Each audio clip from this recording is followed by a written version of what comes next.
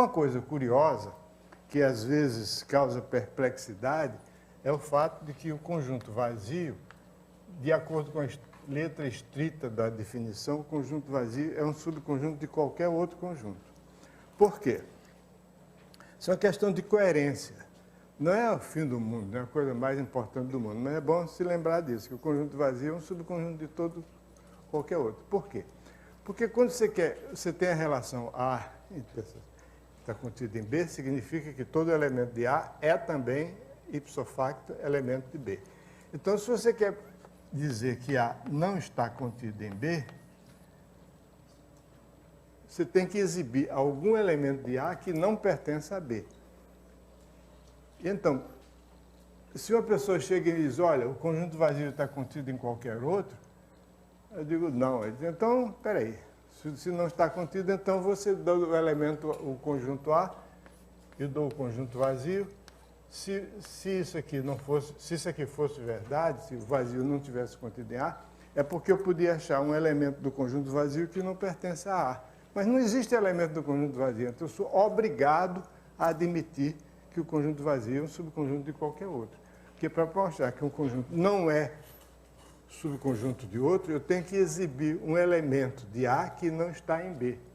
É a única maneira, porque a definição de estar contido significa que todo elemento de A é um elemento de B.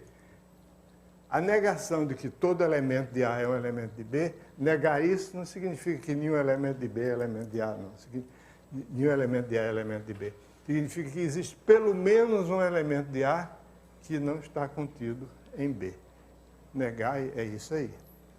Eu preciso aprender uma coisa fundamental quando a gente vai resolver problema de matemática, é saber negar certas afirmações.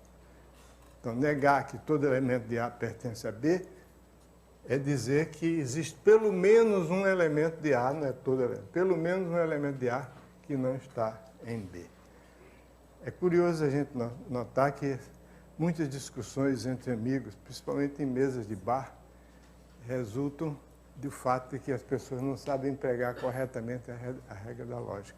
Isso quer dizer, isso que está dizendo isso não é verdade porque eu vi um negócio assim. Deu um exemplo, negar que todo elemento de A é elemento de B significa que existe pelo menos um elemento de B. Se por exemplo, eu chegar numa classe e disser todo aluno que tiver 5 metros de altura vai passar desse curso com A sem precisar fazer prova. Aí eu dei uma prova dificílima, eu tenho algum jeito de eu violar essa condição. O que eu disse é verdade, porque não tem nenhuma pessoa com 5 metros de altura, então qualquer pessoa que tiver 5 metros de altura está contida nessa prova. Tem um exemplo aqui no livro da Constituição Brasileira. O pessoal que escreveu a Constituição Brasileira realmente precisa estudar um pouquinho mais de matemática. O exemplo é o seguinte. O artigo 34 da Constituição Brasileira de 1988 diz o seguinte: a União não intervirá nos estados ou no Distrito Federal, exceto para, primeiro, manter a integridade nacional. Segundo, repelir invasão estrangeira ou de unidade da federação em outra. Quer dizer, e tem outras condições. Alô? A página do livro é 26. Quer dizer, dessa edição aqui, na sua talvez não seja. O pessoal recebeu essa edição aqui. Entende? Veja bem o que está escrito na Constituição Brasileira. A União não intervirá nos estados nem no Distrito Federal. Ela está com uma edição diferente. A sua edição não é essa. Está vendo? É diferente. A União não intervirá nos estados nem no Distrito Federal, exceto para manter a integridade nacional, repelir invasão estrangeira ou de unidade da federação em outra, etc, etc. Então, a pergunta é a seguinte: suponhamos que o Estado do Rio de Janeiro seja invadido por tropas do Estado de São Paulo. O texto acima obriga a União a intervir no Estado?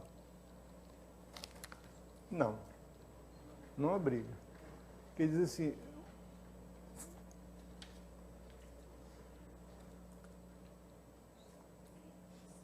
a Constituição diz que a União não intervirá nos estados, exceto nesses casos, mas não diz que, nesses casos, ela deve intervir no Estado.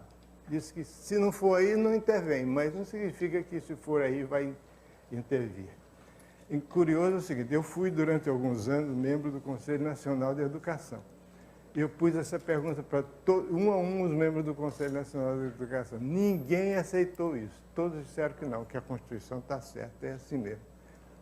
Então, bom, por acaso eu pedi demissão do Conselho Nacional de Educação, mas não foi por causa disso. Eu saí no meio do meu mandato. Mas não foi por isso, não. Foi por coisas piores.